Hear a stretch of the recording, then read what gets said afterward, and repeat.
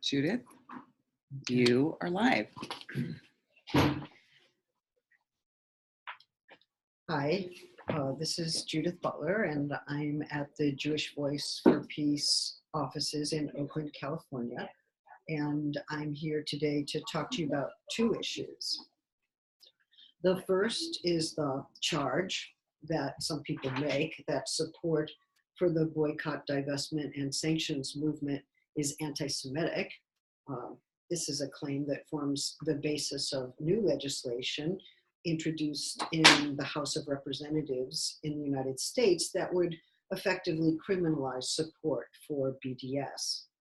In making the argument that support for BDS is not anti-Semitic, we have to know what anti-Semitism is, and we have to be able to identify it and also be active in opposing anti-Semitism in all of its various forms. Indeed, anti-Semitism, like all forms of racism, is absolutely wrong, which means that no form of anti-Semitism is acceptable. There are no compromises, and there are no qualifications here. So let's consider first what the arguments are that claim that support for BDS is anti-Semitic.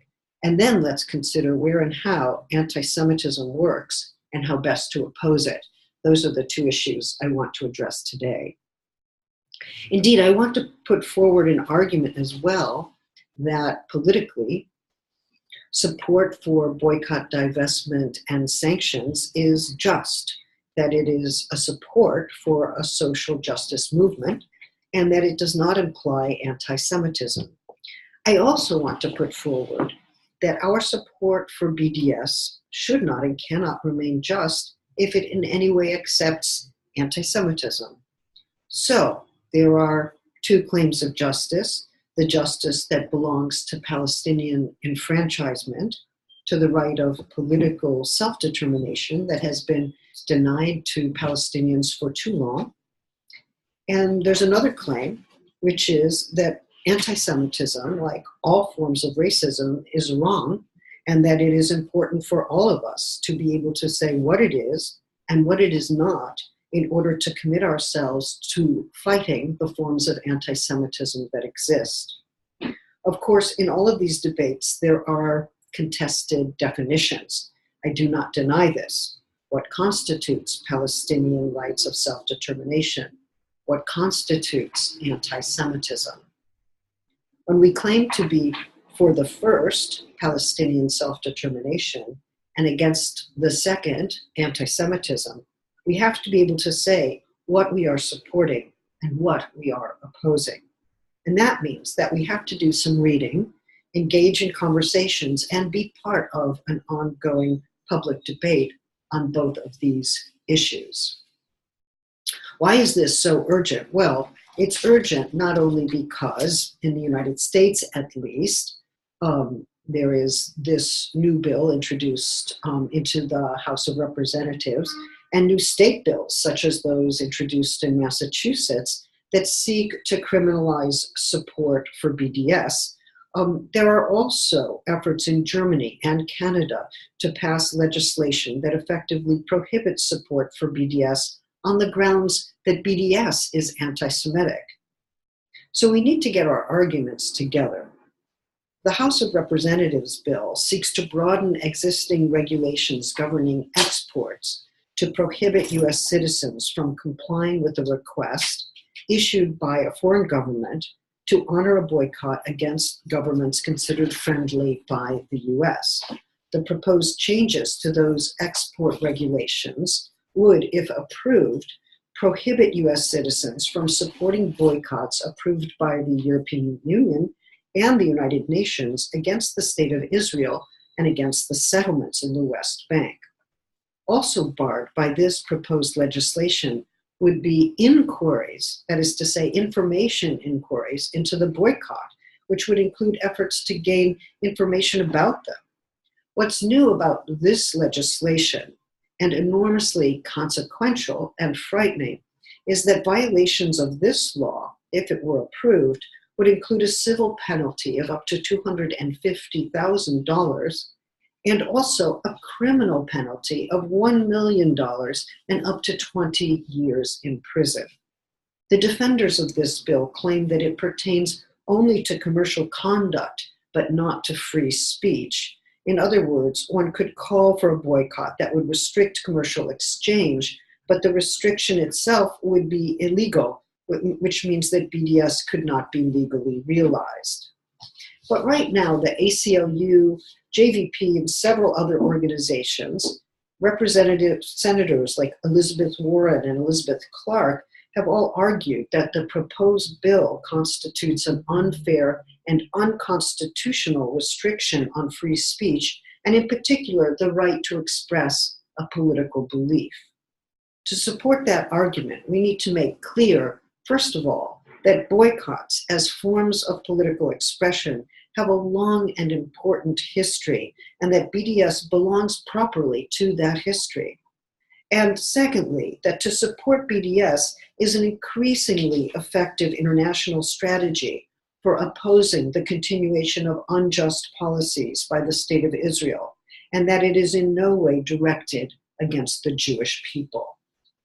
Many lawyers have amassed the evidence to support the first claim, namely that boycotts are an established and legal form of expressing political viewpoints. Catherine Frankie's testimony in Massachusetts against their bill is a case in point, but take a look as well at the website of Palestine Legal and the Center for Constitutional Rights. Frankie underscores the importance of boycotts, the boycotts against segregation that brought about civil rights legislation that made it illegal in the South, the boycott against South Africa that helped to bring apartheid to a legal conclusion, the boycott against Burma for its human rights abuses, to name just a few.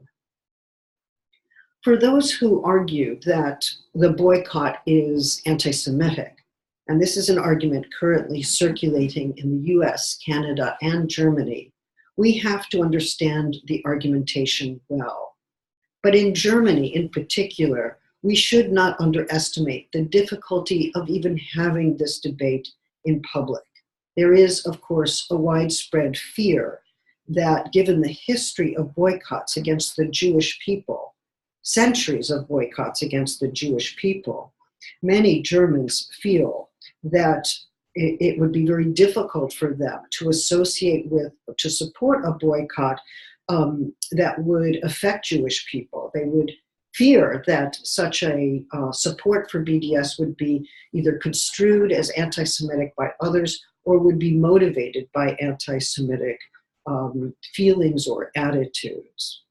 So what's most important to do in that context? Well, the first thing that's important to do is to say very clearly the State of Israel does not represent the Jewish people. Of course, the State of Israel claims to represent the Jewish people, but the Jewish people are diverse. They have a diversity of political viewpoints. They don't all live in Israel, and even some of them who live in Israel don't feel represented by the State of Israel. I'm going to take up that issue especially, but it's never been more important to separate the State of Israel and its policies from the Jewish people. They do not represent the Jewish people, although they claim to do so, and they get a great deal of political mileage from doing so. As we know, the State of Israel doesn't represent all the Jewish people, although Jews are a demographic majority there. They're a mandated demographic majority. The State of Israel should be, ideally, representing all of its citizens, including Palestinians, regardless of their religious, racial, or ethnic background.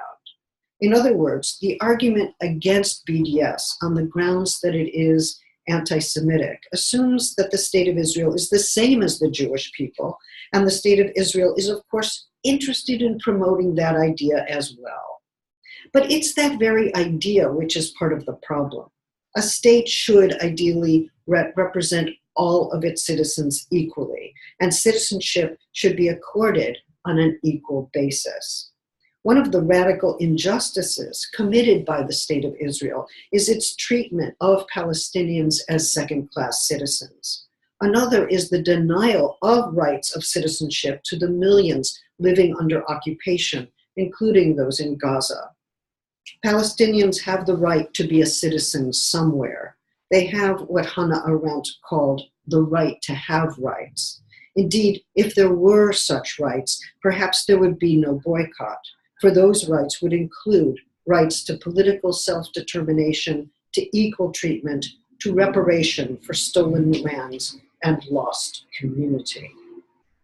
So it may be that the first argument that we have to make is that the state of Israel, like all states, should represent all of the people living there, regardless of religion, and that it is a mistake to claim that the state of Israel represents only its demographic majority.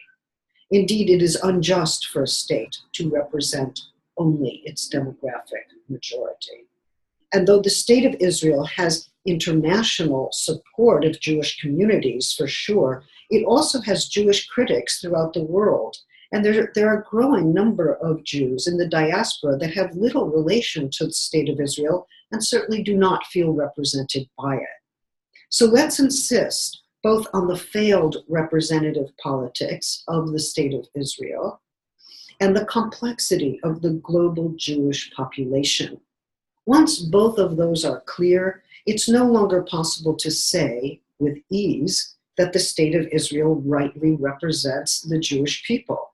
It does not.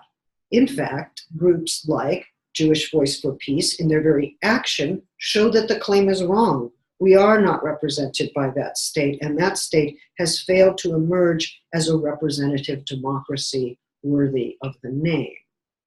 Okay, maybe that's too complex. Here's a more pertinent argument. We've just been shaken, enraged, and galvanized by the violent expressions of white supremacists, neo-Nazis, and fascists in Charlottesville, whose racism includes overt anti-Semitism and whose public presence has been emboldened by the current White House. Let's remember that Steve Bannon's Breitbart hosted Nazi discussions and that open anti-Semitism is now shouted from the street without shame and without restriction. One reason the state of Israel did not object to Bannon coming into the White House is because he is a Zionist. He supports the state of Israel. Richard Spencer, an overt white supremacist and anti-Semite, is able to boast that he too is a Zionist, even as he holds to conspiracy theories that are explicitly anti-Semitic.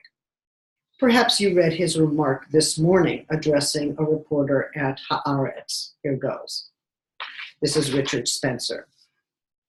An Israeli citizen, someone who understands your identity, who has a sense of nationhood and peoplehood and the history and experience of the Jewish people, you should respect someone like me who has analogous feelings about whites. You could say that I am a white Zionist in the sense that I care about my people. I want us to have a secure homeland for us and ourselves, just like you want a secure homeland in Israel, addressing the Haaretz reporter. So does the state of Israel and the White House, do they both abide by anti-Semitism if it serves the interest of Israel to remain a restrictively Jewish state? For Spencer, there are too many Jews in positions of power in the United States, which is one reason he favors emigration of Jews to Israel. Gideon Levy put it this way back in November of 2016 in the wake of the Trump election. And here's Levy.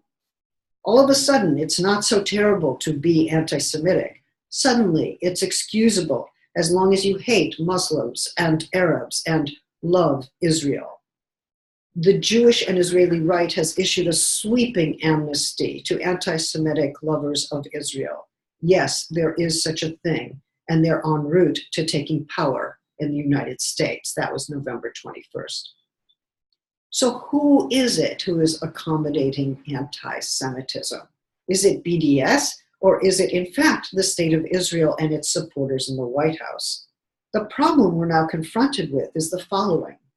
If the sign of anti-Semitism, the proof of anti-Semitism, is a willingness to be critical of the state of Israel, then the historical and contemporary meaning of anti-Semitism has become highly reduced in the service of defending the state of Israel.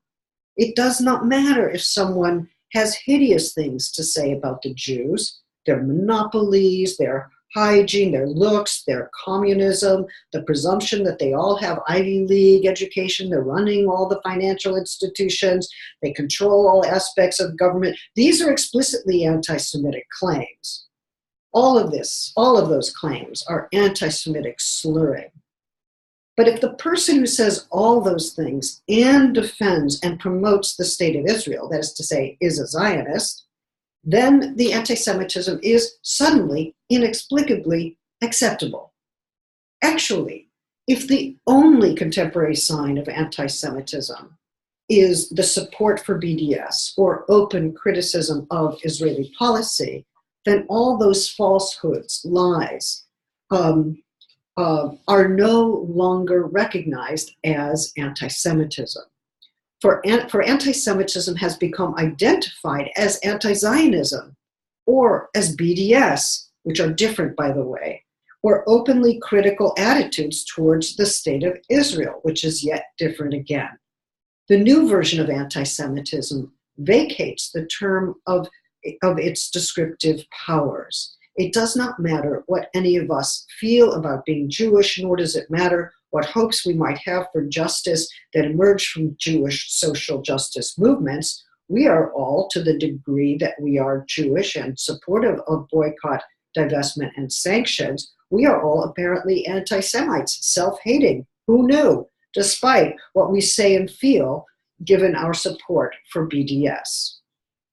Now, one could worry that, hey, some people who support BDS are actually anti-Semitic. Well, I would answer, sure, that's possible. That's even actual, and it should be opposed when and where it exists. But if we make the mistake of thinking that support for BDS is itself anti-Semitic, then we've not only made an error, but we fail to acknowledge the Jewish traditions of social justice from which support for BDS emerges.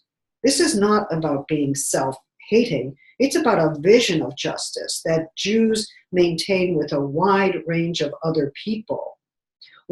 People who oppose every racism, including anti-Arab racism.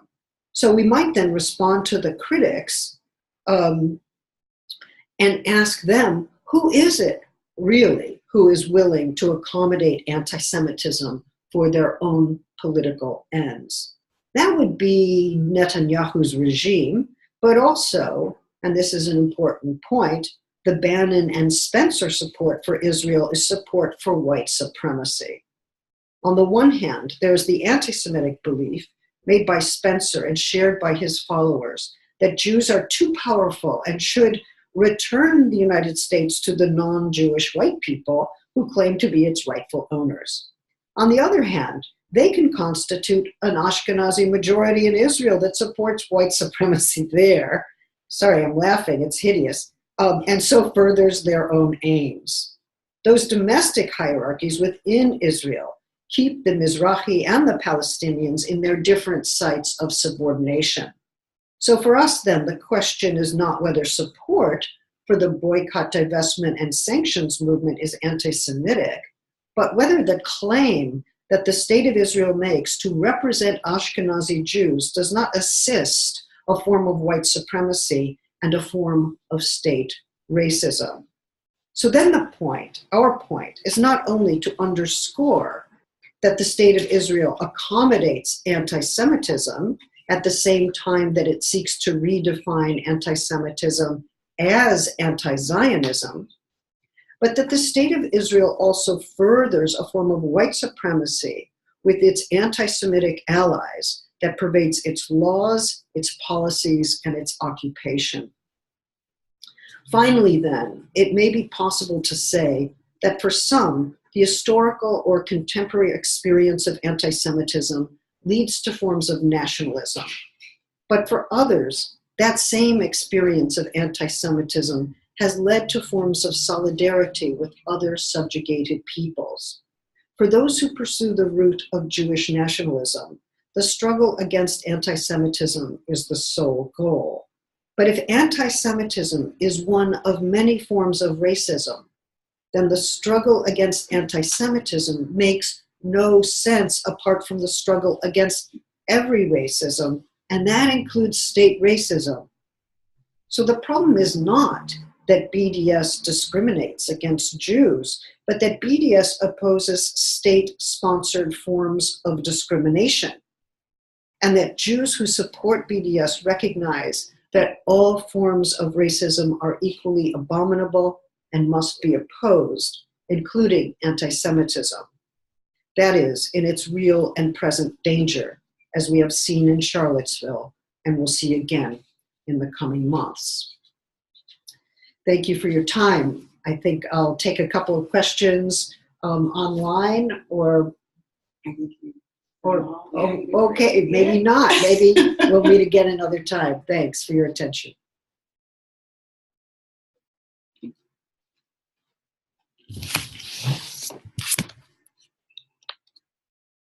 Like move the camera for just a second.